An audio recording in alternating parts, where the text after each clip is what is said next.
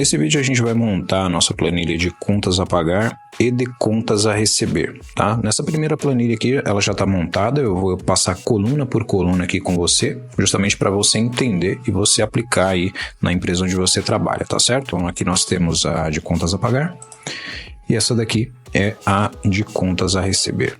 Vamos começar por contas a receber. A gente vai trabalhar nessa planilha com 3 datas. A primeira data é a data de venda, tá certo? O dia que você vendeu. A segunda data é a data do vencimento. É a data onde você emitiu o boleto lá para o teu cliente, né? E o teu cliente tem a obrigação de te pagar. A terceira data é a data onde você espera que o seu cliente te pague, tá bom? Por que a data de vencimento não é a mesma que a data prevista, tá? Porque alguns clientes, eles têm por hábito pagar em atraso, tá? Tem cliente que paga, eu espero que não seja o seu caso, tá? Que paga 1, 2, 3 semanas ou paga somente depois que você protesta o título, tá certo? Então, para que você não tenha um problema no seu fluxo de caixa, então você considera uma data prevista de recebimento, tá? Eu quero que você olhe aqui, eu já coloquei o nome do cliente aqui para te dar uma referência, tá? Então nós temos o cliente excelente, que é o cliente que paga na data, certo? Vencimento, data prevista é o dia que ele vai pagar. O cliente problema, ele sempre paga em atraso. Então, eu vou colocar alguns dias a mais aqui, de acordo com o histórico financeiro dele dentro da empresa.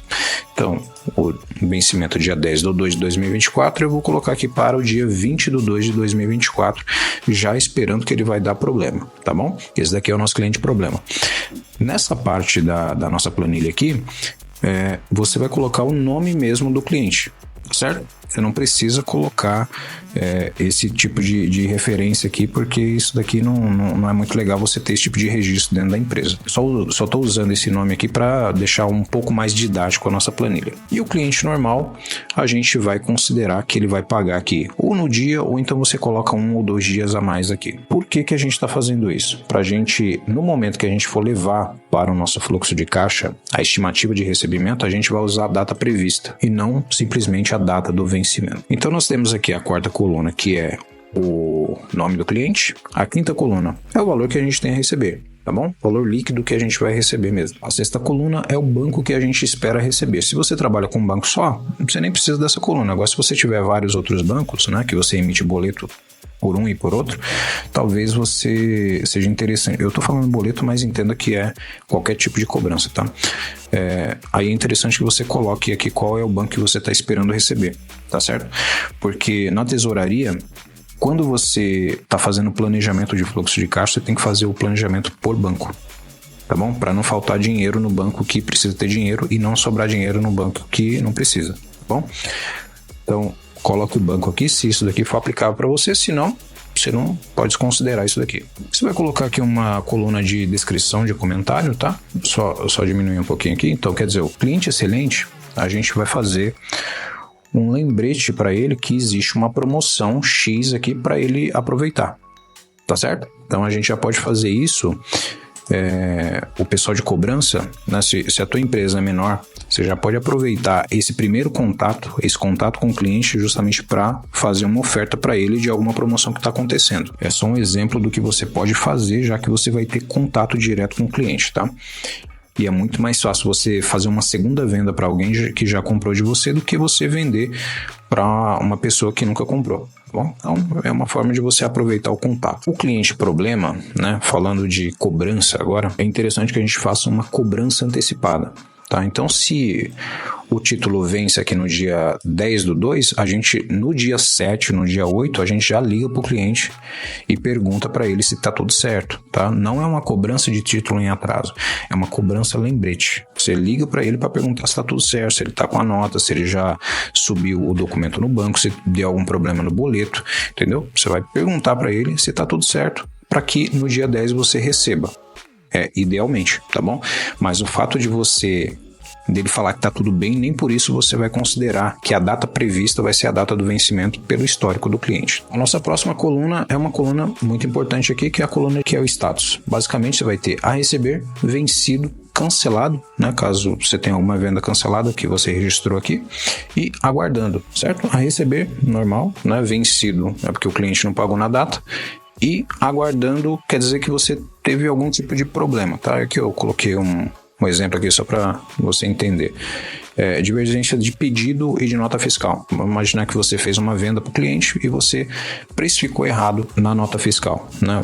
No pedido está um preço e na nota fiscal está outro. Então, o que você vai ter que fazer? Você vai ter que entrar em contato com o cliente e talvez gerar um outro boleto ou talvez negociar com ele para que você aplique um desconto na próxima fatura, tá bom? Ou qualquer outro tipo de problema que você tenha, que você não possa fazer uma cobrança no cliente porque tem algum tipo de divergência no acordo entre vocês. O que eu faço aqui também é usar uma coluna de risco, tá? A próxima coluna aqui. Então nós temos 3 tipos de risco: baixo, alto e médio.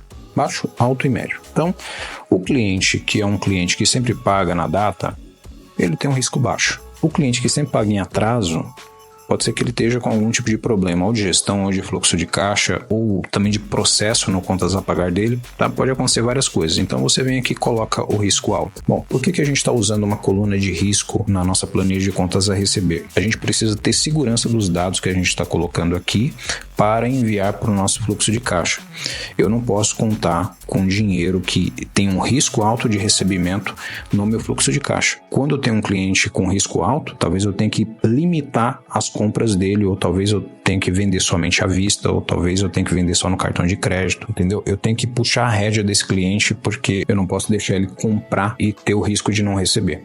Tá bom? Por isso que a gente coloca aqui o risco alto ou talvez um risco médio aí, que você dá uma linha de crédito mais curta para ele, tá certo? E a última coluna aqui que eu recomendo que você tenha na sua planilha é justamente o histórico de cobrança. Se você ligou para o seu cliente, por exemplo, tem realizar cobrança antecipada, então vamos ver aqui, ó, nosso cliente que está com o título vencido. Você vem aqui e vai colocar ligação, data tal, né? Horário, falei com atendente tal. Bom, prometeram pagar na data 15/3/2024 com juros e multa. O boleto já foi enviado. Foi enviado. E aí, você pode ir fazendo o histórico das cobranças que você está fazendo com o seu cliente, tá? E aqui você pode criar outras colunas também, caso fique um texto muito grande, tá certo? Então, essa é a planilha mais simples que você pode ter de contas a receber. E você vê que não tem nenhum tipo de segredo. Na verdade, aqui o segredo é você anotar com consistência, né, todas as movimentações da empresa com relação a contas a receber nessa planilha. Planilha de contas a pagar é tão simples quanto a de contas a receber. Então, nós temos aqui a data de compra, né? Temos uma data de vencimento, né? Que é a data que a gente vai ter que pagar o nosso cliente, né? Se você comprou no cartão de crédito, vai ser a data de vencimento do cartão de crédito. Você tem a descrição do fornecedor, né? O nome do fornecedor. Se você quiser colocar uma coluna aqui a mais com o CNPJ, é interessante também, mas aqui eu não vou colocar isso para não deixar a planilha muito fluida. O valor que eu tenho a pagar, né? O valor que vai sair do meu caixa. O banco que eu vou pagar também. Tá certo?